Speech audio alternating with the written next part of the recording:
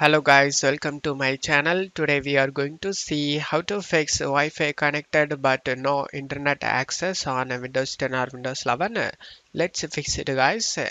Method on you just need to go to search menu and type services. Click on open it. In services you just need to find Wi-Fi direct service. Wi-Fi direct services connection manager service. Just right click on it and select start option. And now find radio management service. Just right click on it and select the start option. And now find network connection service. Just right click on it and select the start option. After doing this, just to close stuff here and check if the problem solved or not. If not, method 2, you just need to go to search menu and type cmd. Right click on the command prompt and select run as administrator and select yes.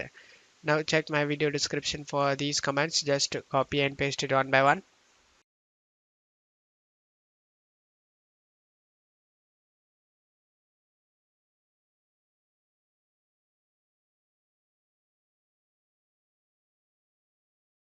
After finishing all these commands, just close stuff here and restart your PC. After restarting your PC, you can check if the problem solved or not.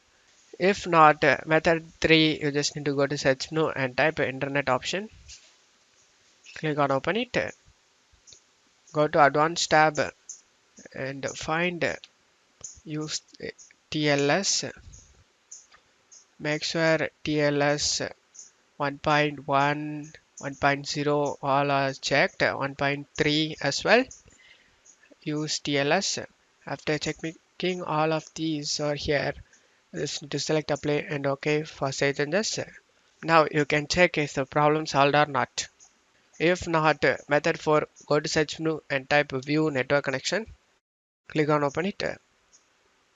You just need to right click on your internet connection. In my case, I am using Ethernet and select properties.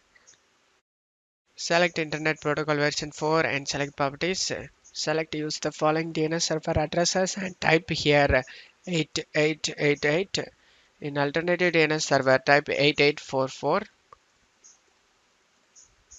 Click on OK to save changes, and now you can check if the problem solved or not.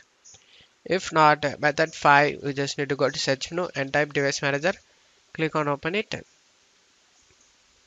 Expand the network adapter section, right click on your network adapter and select update driver. Select browse my computer for drivers. Select let me pick from the list. Select the latest driver. As you can see, this is my latest driver. After that, select next option. After getting done, just to close tab here and check if the problem solved or not. I hope one of these methods fixed your problem. If the video helped you, don't forget to leave a like guys. You can also subscribe me and support me guys. Thank you.